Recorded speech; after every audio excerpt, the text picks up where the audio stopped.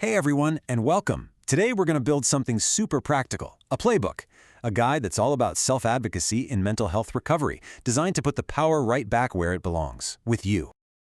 Let's kick things off with this idea, which comes from someone who's actually been through it. This quote says it all, doesn't it? Recovery isn't just about getting through the day. It's about remembering, or maybe discovering for the first time, that you have real value and a place in this world. And that really is the big question, isn't it? How do you go from feeling like a passenger, just along for the ride, to actually being the pilot in the cockpit? Well, the answer is having a solid playbook, and I promise by the time we're done here, you're going to have the key strategies for it. All right, so first things first, we've got to redefine what we even mean by recovery. So often we think of it as a cure, like it's some final destination we're supposed to arrive at, but it's not. It's a process. It's about grabbing the controls and learning how to fly your own plane. The official definition from groups like SAMHSA really nails it. They say recovery is all about regaining something back: hope, motivation, independence. It's an active process of learning and growing into the person who gets to make the calls in your own life. Okay, let's get into the science of it all. And look, there's this really incredible framework that completely takes blame out of the picture. This is going to be the map for your playbook. It's called the Stress Vulnerability Model, and honestly, it's such a game changer because it's a no-fault way to get a handle on why symptoms might pop up or change over time. Just picture a seesaw. On one end, you've got your biology, and on the other, all the stress life throws at you. Wellness is all about keeping that seesaw in balance. And this is where it gets super practical. The model breaks it down into just these two things. Your biological makeup, that's the stuff you can't really control, right? And then there are the life stressors, everything from the really big, heavy stuff to just the small daily grind. When that stress side gets too heavy, it can overwhelm your ability to cope, and that's when the seesaw tips. And this is the best part. It shows you can actively change the odds. You might not be able to change your biology, but you have so much power to tip that seesaw back toward wellness. You can work on the biochemistry with medication, you can build new skills to handle stressors better, and you can strengthen your resilience through simple things like good food and rest. Okay, so you've got your map. What's next? Well, every pilot needs a great ground crew, right? So let's talk about what top-notch professional support actually looks like, using a model called Assertive Community Treatment, or ACT. Now, ACT isn't just your standard case management. No way. It's a totally different ballgame. We're talking about a full team, psychiatrists, housing experts, you name it, and they all share responsibility for you. The small caseloads mean they actually know you, and they come to you, in your community, and they're available 24/7.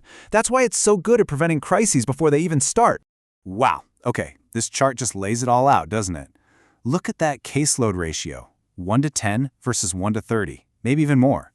That's not just a number on a page. That's the difference between getting real, focused attention and maybe feeling like you're lost in the shuffle.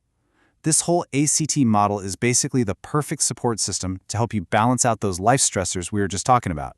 And there's one person on this crew who is absolutely crucial: the peer support specialist. This isn't just another staff member. This is someone with lived experience, someone who's been there. They're there to be a role model, to show you that recovery isn't just some abstract idea. It's real, and it's possible. They give it a human face. All right, we've got the map, we've got the crew. Now it's time to stock your personal toolkit. These are the self-advocacy skills you're going to use every single day to navigate your journey. So, have you ever faced a problem that just felt massive? So big that you don't even know where to start? Whether it's about housing or work or just dealing with the system, that feeling can totally paralyze you. But there's a really smart way to approach it. The trick here is actually super simple, and it's a two-step move. First, you chunk it. A huge problem like, I'm losing my housing, becomes smaller, doable steps like, okay, first I'll call my landlord, and next I'll find a housing advocate. Then, and this is key, you put all your energy into your area of influence, the things you can actually change, and you let go of the rest. Okay, you might want to screenshot this one, because it's your take-home guide to one of the most powerful tools you have: assertive communication. And being assertive isn't about being aggressive or being a pushover. It's about being clear and confident about what you need. Little things, like planning a phone call beforehand or bringing a friend with you to a meeting, these can be total game changers. And while you're at it, keep these negotiation pointers in your back pocket. Don't just list the problems. Focus on the solution you want. And never, ever accept a vague promise. Always ask for a specific timeline. Using I statements is huge, too. It keeps the focus on what you need, like, I need a medication that has fewer side effects. Okay, so we've gone through all the pieces of our recovery playbook. Let's do a quick huddle and review the whole play one more time. So here it is, the entire playbook in one go. The map helps you understand the field. Your crew has your back, no matter what. Your toolkit has all the moves you need. But the most important piece of all, you are the pilot. You get to decide the destination. So, I want to leave you with this one last question. What's the first small step you can take today? It doesn't have to be some huge life-altering thing. Maybe it's just making a plan before you make a tough phone call. Maybe it's just taking 5 minutes to look up your rights. Or maybe, just maybe, it's simply reminding yourself that you are absolutely worth fighting for. What's your first step?